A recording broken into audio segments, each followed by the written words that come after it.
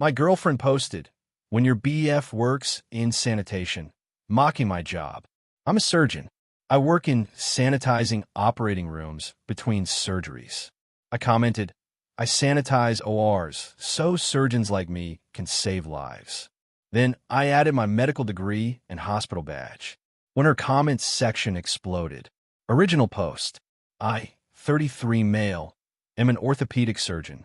I finished my residency 2 years ago, and I've been on staff at a level 1 trauma center since. For anyone who doesn't know, orthopedic surgery is bones, joints, ligaments, the stuff that keeps you walking. I spent 4 years of undergrad, 4 years of medical school, 5 years of residency, and 1 fellowship year to get here. That's 14 years of training after high school. I still have $287,000 in student loans. I drive a 2019 Civic because that's what responsible debt management looks like when you owe the GDP of a small island nation.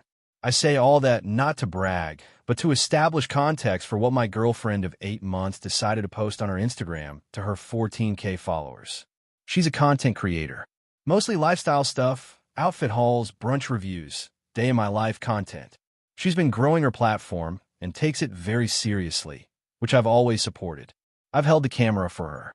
I pretended to be surprised when she surprised me with stuff on camera that she'd already told me about off camera. I've been a good sport. A few weeks ago, she was visiting me at the hospital. I was between surgeries and had about a 40-minute gap. She wanted to bring me lunch, which was sweet. She came up to the surgical floor, and I met her in the staff lounge area. I was in my scrubs, had my surgical cap on, and was carrying a bottle of the enzymatic cleaning solution we use between procedures. I've been helping the OR team turn over the room because we were short-staffed that day, and I'm not the kind of surgeon who thinks he's above wiping down a table. She took a photo of me holding the cleaning solution bottle and the container of sterile wipes. I didn't think anything of it. She takes photos of everything. 2 days later, I'm scrolling Instagram before bed, and I see her post. It's the photo of me, cropped so you can't see my hospital badge or the surgical floor behind me. Just me in scrubs, holding cleaning supplies. The caption read, "When your BF works in sanitation wastebasket faced with tears of joy, still love him though. Not everyone can be ambitious babe. LOL hashtag couple goals hashtag honest girlfriend hashtag love is love." 14,000 followers saw that. I read it 3 times to make sure I wasn't misunderstanding something. I checked the comments. Her friends, people I'd met at dinners, people who'd been to my apartment, were playing along. Her best friend commented, "Girl, you're too good for him, LMAO skull." Her sister commented, "At least he has a job, I guess," faced with tears of joy. Some random follower, "Queen, you deserve a man with goals, not a mop broom." She'd replied to almost every comment with laughing emojis. Not once did she correct anyone. Not once did she say, "Actually, he's a doctor," or "It's a joke." She let 14,000 people think she was dating a janitor, and she was being a good girlfriend by staying with him despite that. And look, there's nothing wrong with being a janitor. My grandfather was a custodian at a public school for 31 years. Hardest working man I've ever known. But that's not the point. The point is she deliberately misrepresented what I do to make herself look generous and superior for still loving me despite my low job. She manufactured a narrative where she was the charitable girlfriend sticking by her loser boyfriend. For content, for engagement. I sat there for about 20 minutes just staring at my phone. My first instinct was to call her and lose it, but I didn't. I took a screenshot of the post, every comment, and every reply she made. Then I did something I never do on social media. I commented, "Hey babe, just to clarify for everyone, I'm an orthopedic surgeon at hospital. The cleaning supplies in the photo are enzymatic surgical instrument cleaners I was using to help turn over in or between my cases. I sanitize operating rooms so surgeons like me can save lives. Here's my medical degree and hospital badge for anyone curious." And I attached 2 photos in the comment. One was my diploma. The other was my hospital ID badge with my title clearly visible, orthopedic surgery, attending physician. I put my phone down and went to sleep. I woke up to 94 notifications. Her post had gone semi-viral. Not millions of views viral, but her comments had jumped from about 80 to over 900 overnight. People were absolutely roasting her. Not just strangers, her own followers were turning. Girl, you try to clown a surgeon for engagement? Skull skull. This is the most cell phone I've ever seen on this app. He saves lives, and you make brunch content. Sit down. Ma'am, that man fixed his spines, and you mocked him for cleaning? Her best friend had deleted her comment. Her sister's comment was still up, but she'd added a reply under it. Wait, I thought she said he worked at a cleaning company? WTF. So she'd lied to her own sister about what I do. That one hit different. My girlfriend called me at 7:15 a.m. I was already at the hospital prepping for a 7:30 case, so I let it go to voicemail. She left a message that was half crying, half furious. Why would you do that? You humiliated me in front of my entire following. You could have just texted me privately. I would have taken it down. You didn't have to make me look like an idiot. I didn't respond until after my surgery. Around noon, I texted her, you deliberately cropped out my badge, lied about my career, and let hundreds of people mock me for 2 days. I corrected the record. If the truth makes you look bad, that's not my problem. She replied, you're being so dramatic. It was a joke. You have zero sense of humor. I said, cool. We should talk in person. She said, fine. Tonight. That conversation is update 1, and y'all are not ready. Update 1, 4 days later. All right, y'all asked for it. Here's what happened when we talked. She came to my apartment that evening. I could tell she'd been crying, but she walked in with this energy like SHE was the wrong party. She sat on the couch, crossed her arms, and said, I can't believe you embarrassed me like that. My DMs are a disaster. People are calling me a clout chaser. I said, people are calling you that because you clout chased. She said, it was content. You don't understand how social media works. Everything is exaggerated for engagement. I wasn't actually making fun of you. I said, you captioned it, not everyone can be ambitious. You hashtagged it honest girlfriend. You let your best friend say you were too good for me. Which part was the joke? She didn't have an answer for that. She just stared at me and then pivoted. Classic move. She said, you know what? Maybe I wouldn't have to exaggerate for content if you were more supportive of my platform. You never promote me. You never do couples content with me. I have to create storylines because you won't give me real ones. So now it was my fault she lied about my career because I didn't perform enough for her Instagram. Got it. I told her I needed a few days to think about things. She left upset, and honestly, I was exhausted. I'd done a 6-hour surgery that morning reconstructing a teenager's shattered femur from a car accident, and I just didn't have the bandwidth to argue about Instagram captions. Over the next 2 days, something happened that I didn't expect. Her post was still up. She hadn't deleted it. The comments were now over 1,500, and the ratio was brutal.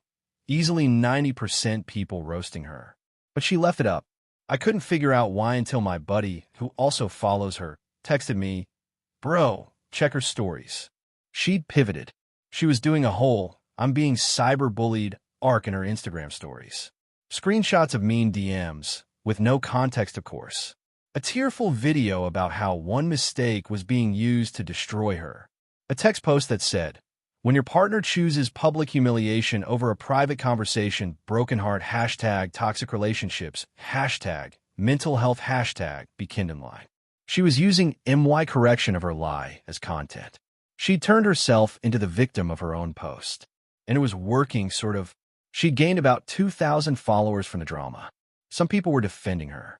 She made a joke and he publicly destroyed her. That's abusive. Imagine humiliating your girlfriend instead of talking to her. Men will embarrass you before they'll communicate. Meanwhile, my phone was blowing up from her family. Her mother called me and said, I will never forget this. You need to apologize publicly and tell everyone it was a joke. You're ruining her brand. She's worked so hard on this and you're destroying it because of your ego. Her brand. Her brand. Ma'am, your daughter posted a lie about my career to 14,000 strangers, and I'm the one with the ego? Her father sent me a text that just said, real men don't tear down their women in public. Handle your business privately. Sir, your daughter handled MY business publicly first. That's literally why we're here. Then her sister, the one who'd commented, at least he has a job, I guess, DM'd me. And this one was actually interesting. She said, hey, I owe you an apology.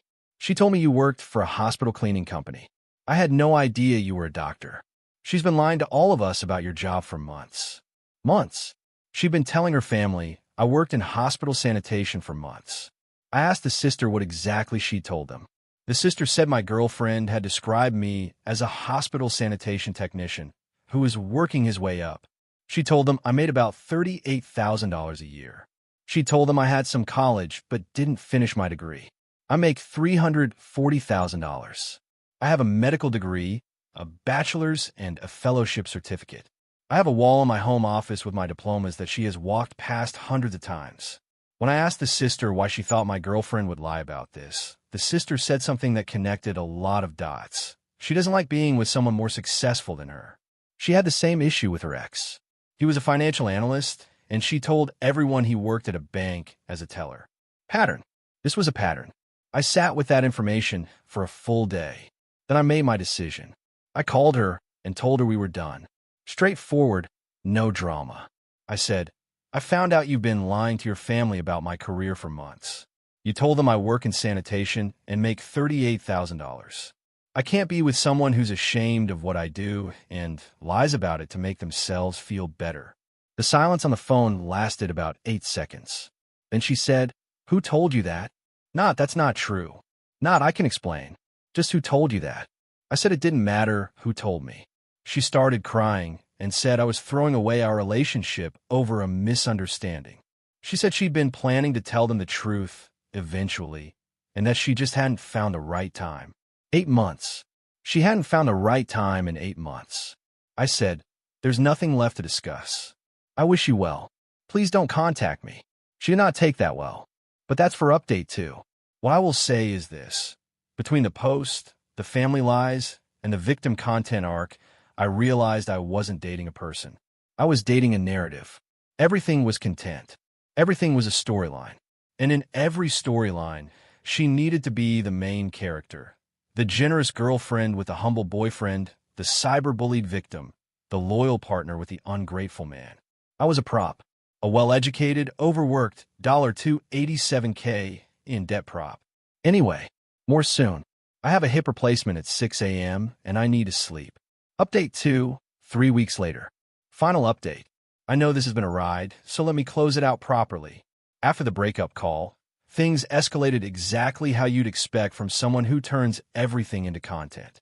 Within hours, she posted a story that said, When the person you loved chooses his pride over your heartbroken heart, with a sad filter and a song playing underneath. Vague enough to seem sympathetic. Specific enough that anyone following the drama knew it was about me. Over the next few days, she released a whole series of healing content. How to recover when the person you trusted betrays you. Signs you were in a toxic relationship and didn't know. When a man can't handle a strong woman. She was getting decent engagement too. The victim angle was her most successful content arc since we'd been together. I ignored all of it. I had patience to see and a life to live. But she wasn't done. About a week after the breakup, a colleague at the hospital forwarded me an email. Somebody had written to the hospital's patient relations department. Not the medical board, not HR, just the generic feedback inbox, saying that one of your surgeons has been publicly behaving unprofessionally on social media and creating a hostile online environment. No specific complaint, no patient issue, just a vague attempt to get me in trouble at work. The email came from a throwaway Gmail address, but the writing style was unmistakable. I'd proofread enough of her Instagram captions to recognize her voice. The way she overuses furthermore and puts everything in passive voice when she's trying to sound professional. I forwarded it to my department chief with a brief explanation. This is from my ex-girlfriend. Here's the context. I included screenshots of the original post, my comment, and the timeline. My chief, who's been practicing for 30 years and has seen everything, read it and said, This is a personal matter and has nothing to do with your clinical performance. I'll make sure admin knows it's not a legitimate complaint. Focus on your patients. That was it. Non-event. But the fact that she tried, that told me everything about where her head was at. She couldn't hurt me personally anymore, so she went after my livelihood. That's a specific kind of cruelty. Then came the financial play. About 10 days after the breakup, she texted me, from a new number since I'd blocked the old one, with a list of things she wanted returned or compensated for. The list included a $400 cologne set she'd given me for my birthday, $200 for meals she'd paid for during the relationship, a Bluetooth speaker she'd left at my apartment, which was actually mine. I'd bought it before we even met. And this was the best part, $1,200 for emotional distress and wasted time. I'm not making this up. She invoiced me for dating her. I forwarded the text to my lawyer buddy, who laughed for about 30 seconds straight and then said, "This has zero legal standing. Block the new number and move on." So I did. I also boxed up the cologne, which I never used because it smelled like a department store exploded, and the one hoodie she'd left at my place and mailed them to her parents' house with no note. I kept my own speaker. 2 days after the package arrived, her mother called me from a different number. I picked up because I didn't recognize it. She opened with, "You sent her things back in a box? Like she's nothing? You couldn't even hand-deliver them like a gentleman?" I said, "Ma'am, your daughter tried to get me fired from my job. I think a box is pretty civil." She went quiet. Then she said, "What are you talking about?" So she didn't know about the email. Interesting. I told her exactly what happened. I told her about the anonymous complaint to the hospital. I told her about the invoice for emotional distress. And then, because I was tired of being the villain in their family narrative, I told her the truth about everything. "Your daughter told you I work in hospital sanitation. I'm an orthopedic surgeon. She told you I make $38,000. I make $340,000. She told you I didn't finish college. I have a medical degree and a fellowship. She's been lying to you about who I am since the day we started dating, and she lied to 14,000 strangers about it too. I don't know why she does this, but I'm done being the person she diminishes to make herself feel bigger." The silence was long, really long. Then her mother said, "That can't be right." I said, "You're welcome to verify it. My name is on the hospital's physician directory. It's public." She hung up. I don't know what happened in that house after the call, but I can imagine. Because here's the thing about lying to your family for months. The truth doesn't just correct the record. It makes everyone question everything else you've ever told them. Now here's the part one didn't see coming. About a week and a half later, the sister reached out to me again. She'd been the only honest one in this whole situation, and I respected that. She told me that after the mother looked me up on the hospital directory and confirmed I was telling the truth, things got ugly at home. The mother confronted my ex about the lies. My ex apparently tried the same playbook, tears, deflection. "You don't understand." But the sisters said their mother wasn't having it this time, because it turned out my ex had also lied about her previous relationship. She'd told the family her ex was controlling, and that's why they broke up. But with this new context, the mother started questioning that story too. She called the ex's family and found out that the real reason they broke up was, wait for it, the exact same thing. She'd been publicly minimizing his career and lying to her family about what he did for a living. The financial analyst she told everyone was a bank teller. So the family had been sympathizing with her for years over a breakup that happened because she pulled the same stunt on someone else. That's not a mistake. That's a whole personality. The sister told me the fallout at home was significant. Trust was broken in a way that goes beyond romantic relationships. When you find out your daughter or sister has been systematically lying to your face about basic facts, not small exaggerations, but entire fabricated narratives, it changes how you hear everything they say going forward. The sister said she loved her, but she didn't trust her anymore, and she said it with the kind of tiredness that told me this had been building for a long time. I felt for the sister, honestly. She didn't ask for any of this. As for my ex's brand, her follower count spiked during the drama. Drama always drives follows, but her engagement cratered. Turns out people will follow you for the mess, but they won't trust you for product recommendations after they watch you lie in real time. She lost 2 small brand partnerships she'd been working on. Not because the brand saw the post, because someone in the comments tagged both brands and said, "Hey, you might want to look into who you're partnering with." The brands did their due diligence, saw the whole timeline, and quietly pulled out. That's not revenge. I didn't tag those brands. I didn't orchestrate any of that. That's just the internet doing what the internet does when you hand a story with a clear villain. She's still posting, still making content. Last I checked, and I only checked because a friend sent me a screenshot. She's rebranded slightly. More self-improvement content. Growing from my mistakes. Learning to love myself first. Whether that's genuine growth or just a new content angle, I honestly don't know, and it's not my problem anymore. Me? I'm good. Genuinely. I'm working. I'm operating. Last week, I did a total knee replacement on a 72-year-old retired teacher who hadn't been able to walk without pain for 3 years. When she stood up in physical therapy for the first time post-op and started crying, her daughter hugged me and said, "You gave us our mom back." That's what I do. That's what she reduced to a punchline for engagement metrics. I'm not dating anyone right now, and I'm not in a rush. I will say this, though. The next person I'm with is going to know exactly what I do, and they're going to be proud of it. Not because a surgeon is impressive. Every job is impressive when you do it with integrity, but because they'll respect the work the way I respect it. And they sure as hell won't crop out my badge to get laughs from strangers. My student loans are still $287,000. My Civic still runs great. My wall of diplomas isn't going anywhere. And next time someone asks what I do for a living, I'm going to say exactly what I said in that Instagram comment. I sanitize operating rooms so surgeons like me can save lives. Thanks for following this mess, everyone. I'm out. Got an early case tomorrow. A college pitcher with a torn rotator cuff who wants to make it back for spring season.